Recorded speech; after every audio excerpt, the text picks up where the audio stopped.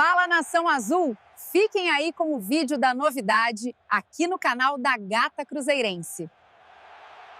Quando surgia a informação de que o Cruzeiro estaria de olho no Ryan, do Vasco, a primeira reação do torcedor é de provocação. Vai roubar? Mas no futebol real, fora da zoeira de rede social, ninguém rouba ninguém. O que existe é oportunidade. E o Cruzeiro, hoje, está exatamente nesse lugar. À espreita, observando o cenário, esperando o menor deslize para agir.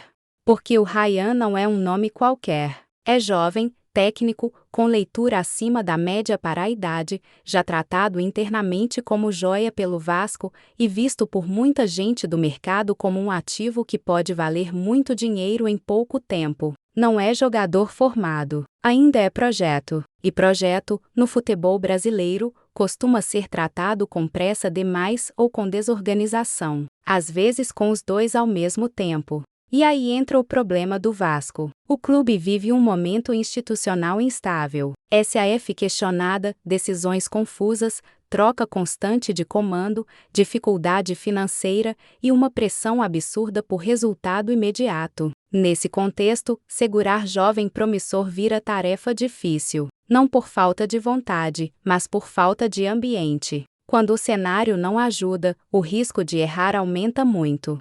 Interrompi o vídeo rapidinho para você deixar o like e se inscrever.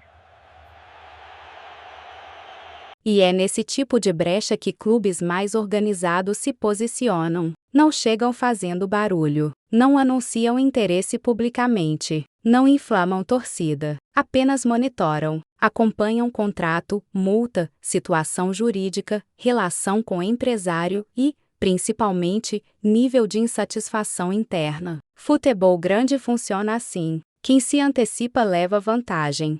O Cruzeiro hoje tem algo que poucos clubes brasileiros conseguem oferecer para um jogador jovem: projeto minimamente estável. Não é perfeito, não é imune a erro, mas é previsível. Existe planejamento, existe linha esportiva, existe clareza maior de caminho. Para um jogador como Ryan, isso pesa. Porque ele não precisa sair para ser estrela agora. Ele precisa de minutos, evolução e vitrine certa. Outro ponto importante: o Cruzeiro não estaria entrando nessa história para quebrar o Vasco. Isso é narrativa de torcida. O movimento, se acontecer, seria puramente estratégico. Jovem promissor, custo controlado, potencial técnico alto e possibilidade real de valorização. É exatamente o tipo de operação que uma SAF minimamente inteligente busca. Mas também não é simples assim. O Vasco sabe o que tem nas mãos. Não vai liberar fácil, não vai facilitar. E se estiver minimamente atento, vai tentar blindar contrato, ajustar multa, acelerar renovação. O problema é que, para fazer isso, precisa estar organizado. E é justamente aí que mora o risco. Porque basta um atraso, uma renovação mal conduzida, um ruído com o empresário, uma promessa não cumprida, um projeto que muda de direção. Um detalhe: no futebol, um detalhe abre janela, e janela aberta vira convite. O Cruzeiro, por sua vez, não tem pressa, não precisa, pode esperar. Pode observar o Vasco se embolar.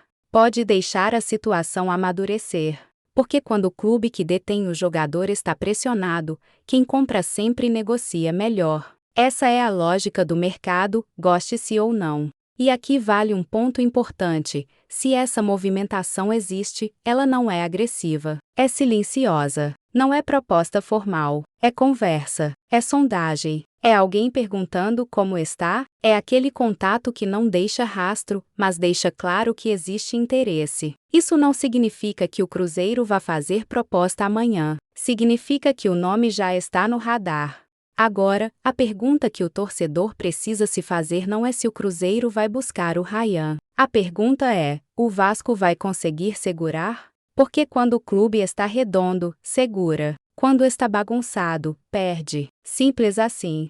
Se o Vasco acertar a casa, renovar contrato, dar minutos, proteger o ativo e criar ambiente saudável, essa história morre rápido. O Cruzeiro segue olhando outros nomes. Mercado é cheio. Mas se o Vasco continuar tropeçando, adiando decisões e deixando pontas soltas, aí a conversa muda de tom. E não seria a primeira vez que isso acontece no futebol brasileiro. Quantos jovens promissores já saíram de clubes grandes por erros de gestão? Quantos viraram reforço de rivais não por genialidade de quem comprou, mas por incompetência de quem perdeu? A história está cheia desses exemplos. Por enquanto, o que existe é isso: vigilância, observação, atenção redobrada. O Cruzeiro não está atacando, está esperando. E quem espera, no futebol, muitas vezes leva. Se vai acontecer? Ninguém sabe. Se está descartado? Longe disso. Tudo depende menos do Cruzeiro e muito mais do Vasco. Porque quando um clube dá brecha, o mercado não perdoa. E o cabuloso, hoje, já mostrou que sabe reconhecer uma janela aberta quando ela aparece. Meus lindos, não se esqueçam de dar o like, compartilhar e comentar. Vou responder todo mundo.